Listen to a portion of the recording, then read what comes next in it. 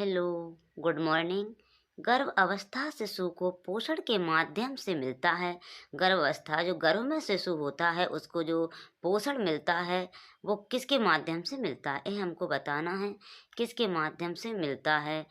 Option A antibody, जाति विष्ठा, meconium, गर्भनाल, placenta, उल्लभ तरल, एमियोट्रिक फ्लूइड। इनमें से किस चीज़ से जो बच्चा गर्भ में होता है शिशु उसको खाना मिलता है? इसके लिए आपका ऑप्शन है सी राइट, गर्भनाल, प्लेसेंटा। जो प्लेसेंटा होता है जब बच्चा का जन्म होता है, जब पीछे को और निकलता है उसे प्लेसेंटा ही बोलते हैं, उसे बोलते हैं गर्भनाल। गर्भ अवस्था जो शिशु होता है उसके पोषण के लिए गर्भ नाल या प्लेसेंटा के माध्यम से उसको भोजन मिलता है, जो कि गर्भ अवस्था के दौरान गर्भाशय में विकसित होता है। वो प्लेसेंटा भी जब माँ के पेट में गर्भ में बच्चा होता है उसी के साथ साथ बच्चे से नाल उसकी जुड़ी रहती है और उसी के साथ भी वो भी गोल गोल वो भी विकसित होता है। और उसका कार्य क्या होता है? यह एक अस्थायी अंग होता है। ऐसा नहीं है कि माँ के पेट में पहले से होता, अस्थायी अंग होता है जिसे बच्चे के जन्म के साथ ही बाहर निकाल दिया जाता है। बच्चे के जन्म के साथ ही बच्चे की जो नाभि होती है उससे जुड़ा होता है और बाहर निकलता है। जब यहाँ से कट कर दिया जाता है और उसको फेंक दिया जाता है बच्चे का, वो फिर नाभि से खाना बंद हो जाता है। जन्म के बाद बच्चा मुँह से खाना शुरू कर देता है। क्वेश्चन नंबर नेक्स्ट क्वेश्चन पर चलते हैं। नेक्स्ट क्वेश्चन है ICMR 2010 के अनुसार गर्भवती स्त्री हेतु रेटिनॉल की आहार्य अनुमति है। इसका क्या है आप देखेंगे। 800 माइक्रोग्राम दिन का, 650 माइक्रोग्राम दिन का, 550 माइक्रोग्राम दिन का, 700 माइक्रोग्राम दिन का। एक महिला को कितना एक जो है इसे आहार है वो लेना चाहिए, ये हम आपको देखेंगे, आपको बताएंगे। इसमें जो माँ है उसको एक दिन में जो इसमें दिया है 800 माइक्रोग्राम दिन में। इसके अनुसार क्या होगा? ICMR 2010 के अनुसार गर्भवती स्त्री हेतु जो रेटिनॉल है आहार्य अनुमति है वो 800 माइक्रोग्राम दिन में। एक प्रकार का विटामिन ए होता है, एक प्रकार का जो विटामिन होता है ए होता है जो कि अंगों के भ्रूण के कंकाल के विकास तथा भ्रूण की प्रतिरक्षा, जो भ्रूण बन रहा है पेट में उसके कंकाल का विकास तथा भ्रूण की प्रतिरक्षा प्रणाली के रख रखाव के अलावा मात्र जो माता होती है उसकी जो दृष्टि होती है और भ्रूण के नेत्र स्वास्थ्य के रख रखाव हेतु आवश्यक है। इसलिए विटामिन ए बच्चे को मिलता है यहाँ से। और यह जो किलोग्राम है वो दिन में 800 ग्राम जरूर लेना चाहिए। नेक्स्ट क्वेश्चन पर चलते हैं। नेक्स्ट क्वेश्चन है हमारा एक दृश्य आत्मिक खाद्य मार्गदर्शिका जो व्यक्ति को आहार्य दिशा निर्देशों की अनुशंसाओं को समझने और उन्हें व्यवहार में लाने में समर्थ बनाती है। खाद्य मार्गदर्शिका पिरामिड, ऊर्जा पिरामिड, प्रोटीन पिरामिड या इनमें से कोई नहीं। इसका आंसर है हमारा ए, खाद्य मार्गदर्शिका पिरामिड।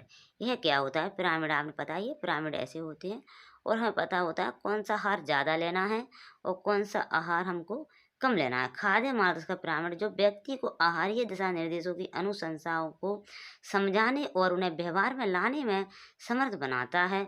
अर्थात इस पिरामिड का आकार यह होता है जो ये हमने बनाया, एक होता है खाद्य और पेय पदार्थों के प्रकारों को आवश्यकता होती है जिसका विकास संयुक्त राज्य अमेरिका के कृषि विभाग USDA ने वर्ष 1992 में किया था। यह होता है कि हमको जो प्रोटीन युक्त भोजन है वो सबसे ज़्यादा लेना है मात्रा में। मूंगफली है, दाल है, घी है और पनीर है, जो दूध की बनी चीज़ें ज़्यादा लेना है। फिर दूसरे नंबर पर बसा लेना है, फिर हरी सब्जियां लेना है। नेक्स्ट क्वेश्चन है इनमें से किसे छोड़कर अन्य सभी बेरी बेरी के सही प्रकार हैं? शुष्क बेरी बेरी, हृदय बेरी बेरी, किलैद बेरी बेरी, नवजात बेरी बेरी, वृद्ध बेरी बेरी। इनमें से किसे छोड़कर अन्य सभी बेरी बेरी के सही प्रकार हैं? किसको छोड़कर? एक इनमें गलत क्वेश्चन है और इसको छोड़कर सभी बेरी बेरी के प्रकार हैं, सही प्रकार हैं। इसका आंसर है आपका डी। क्या है? डी। ए वृद्ध बेरी, इसका ऑप्शन नहीं है।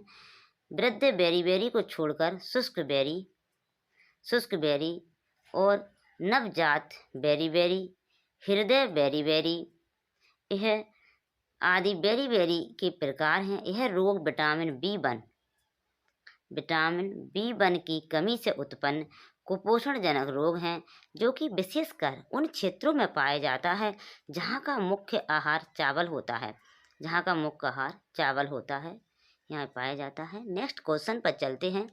नेक्स्ट क्वेश्चन है हमारा, यह आप पोषण वाले जो क्वेश्चन है पढ़ते रहें, बाल विकास से संबंधित है। ये आपके सुपरवाइजर के लिए बहुत ही उपयोगी साबित होंगे। इनमें से किसे छोड़कर शेष सभी रोगों के संचरण के साथ बाह्यक संबंधित होते हैं? हैजा, टाइफाइड, डिप्थीरिया, खसरा। यह किसके साथ होते हैं? आप इनको देखेंगे। इसका आंसर है आपका सही डी। क्या है? डी, खसरा। इनमें से किसे छोड़कर शेष सभी रोगों के संचरण के साथ साथ बाह्यक संबंधित हैं? खसरा को छोड़कर। खसरा क्या है? खसरा को छोड़कर सभी रोगों जैसे हैजा, डिप्थीरिया तथा टाइफाइड के संचरण के साथ बाह्यक संबंधित हैं। यह मीजल्स, रूबेला वायरस के कारण होने वाला एक संक्रमण है। कौन? खसरा, जिसकी रोकथाम के लिए बच्चों को MMR टीके की 2 खुराक दी जाती हैं। इसलिए नेक्स्ट क्वेश्चन पर चलते हैं। खसरा का बाह्यक संबंधित है।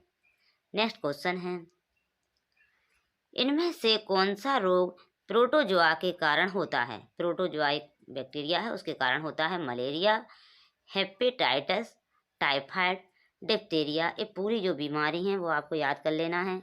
इसका आंसर आपका सही है मलेरिया। इनमें से कौन सा रोग प्रोटोजोआ के कारण होता है? मलेरिया जो रोग है, क्या मलेरिया रोग प्रोटोजोआ के कारण होता है, जबकि जो डिप्थीरिया है डिप्थीरिया बैक्टीरिया के कारण होता है। जो डिप्थीरिया है वो बैक्टीरिया के कारण होता है। ये याद करना है कौन सी चीज़ है, प्रोटोजोआ है, कौन सा बैक्टीरिया, कौन सा आपको ये वायरस, ये याद करना है आपको। बैक्टीरिया के कारण होने वाला एक रोग है जो नाक और गले को, कौन सा? डिप्थीरिया, जो नाक और गले का एक गंभीर संक्रमण है। टाइफाइड साल्मोनेला, एक साल्मोनेला टाइफी बैक्टीरिया नामक जीवाणु है, इससे होने वाला रोग है। और हेपेटाइटिस बी वायरस के कारण होने वाला संक्रमण रोग है। इसलिए इसका आंसर अभी फिलहाल ए सही है। मलेरिया, प्रोटोजोआ मलेरिया से होने वाला रोग है। वैक्सीन लगवाने के बाद शरीर उसी विषाणु को स्वयं में कभी भी दोबारा प्रवेश नहीं करने देता। शरीर हमेशा थोड़े से समय के लिए बीमार हो जाता है। शरीर विषाणु के अपेक्षाकृत कमजोर रूप का अभ्यास हो जाता है। उपयुक्त में से कोई नहीं, कोई तो होगा, कोई नहीं, ये तो हो नहीं सकता। वैक्सीन लगवाने के बाद कैसा महसूस होता है, इसको आप देखेंगे। जो वैक्सीन लगवाने के बाद होता है उसका आंसर आपका है सी। शरीर विषाणु के अपेक्षाकृत कमजोर रूप का अभ्यस्त हो जाता है। इसका क्या है? इसका है वैक्सीन लगवाने के बाद शरीर विषाणु के अपेक्षाकृत कमजोर रूप का अभ्यस्त हो जाता है। जो वह उसी प्रकार का उसे वायरस दिया जाता है वैक्सीन में, तो वो आएगा तो उससे वो लड़ लेगा, है ना, अभ्यस्त हो जाता है और हमारा शरीर इस संक्रमण के खिलाफ प्रतिक्रिया शुरू कर देता है तथा वैक्सीन प्रतिरक्षा प्रणाली को एंटीबॉडी और टी लिम्फोसाइट्स का उत्पादन करने के लिए सक्रिय करती है। इसलिए इसका आंसर आपका सी सही है। ए नहीं है, बी नहीं है। शरीर हमेशा थोड़े समय के लिए बीमार हो जाता है। नॉर्मल क्वेश्चन ये लगेगा, जब कोई वायरस लगता है, वो वैक्सीन लगती है तो बच्चे को या बड़ों को थोड़ा फीवर आता है। शरीर उसी विषाणु को स्वयं में कभी भी दोबारा प्रवेश नहीं कर देता। हाँ, कभी भी, मतलब अधिकतर कोई उसी विषाणु को स्वयं में प्रवेश नहीं करने देता। मगर इसका आंसर सी सही है औपचारिक तरीके से। हमारे देश में जो रक्त लापता एनीमिया मुख्यतः के कारण है।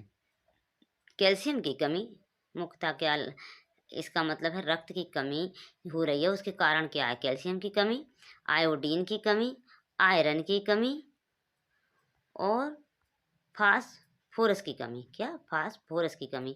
मगर हमारा आंसर होगा, आपको पता है कि जो हमें रक्त की कमी होती है, रक्त किसके कारण हमें जो बढ़ता है, इसका आंसर आपका क्या है? सी इसका जो ऑप्शन है सही है, आयरन की कमी।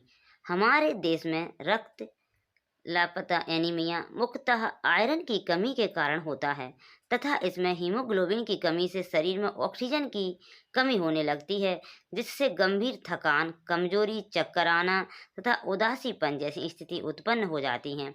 जैसे उन्मूलन हेतु भारत सरकार द्वारा आयरन फ्लोपिक एसिड IFA की टेबलेट्स दी जाती हैं। आंगनबाड़ी में वो लाल लाल टेबलेट दी जाती हैं, ये वही होती हैं। नेक्स्ट क्वेश्चन पर चलते हैं। नेक्स्ट क्वेश्चन है हमारा, पूर्व विद्यालय आयु के बच्चों में होने वाली एक महत्वपूर्ण पोषण संबंधी समस्या जो विभिन्न स्तर के वृद्धि मंदन उत्पन्न करती है। प्रोटीन ऊर्जा कुपोषण, प्रोटीन कुपोषण उपयुक्त में से कोई नहीं। यह क्या उत्पन्न करती है? यह उत्पन्न करती है कि जो छोटा बच्चा है उसमें क्या कमी है, क्या परेशानी है, आप देखेंगे। कुपोषण ऊर्जा, कौन सी ऊर्जा होती है? प्रोटीन कुपोषण ऊर्जा, जो प्रोटीन की कमी हो जाती है, इससे बच्चों में सूखा रोग हो जाता है। इसका आंसर आपका सी सही होगा। नेक्स्ट क्वेश्चन पर चलते हैं। नेक्स्ट क्वेश्चन है हमारा, नेक्स्ट क्वेश्चन है, रोग और बीमारियां प्राय किस प्रकार होते हैं? बहुत ही छोटे आयु में वैक्सीन लगवाने से, हमारे शरीर पर आक्रमण करने वाले जीवाणु और विषाणुओं से, हमारे शरीर में प्रवेश पा जाने वाले एंटीबॉडी से, उपयुक्त में से कोई नहीं। इसका आंसर आपका क्या सही होगा? इसका आंसर आपका सही है बी, हमारे शरीर पर आक्रमण करने वाले जीवाणु और विषाणु से। जो जीवाणु विषाणु होते हैं वो हमारे शरीर पर आक्रमण करते हैं, इससे हमको क्या होती हैं, प्राय अन्य अन्य प्रकार की बीमारियां हो जाती हैं। रोग और बीमारियां प्राय हमारे शरीर पर आक्रमण करने वाले जीवाणु और विषाणुओं से होते हैं, जो कि हवा और पानी में, भोजन और जीवित वाहकों के माध्यम से मनुष्य में संचालित होते हैं, प्रवेश कर जाते हैं। अतः शीघ्र निदान एवं उपचार लेकर मनुष्य इनसे बचाव कर सकता है। इसकी दवाई लेकर, इनसे उपचार लेकर इनसे मुक्ति पा सकता है। वीडियो देखने के लिए थैंक यू। फिर मिलेंगे नेक्स्ट वीडियो के साथ।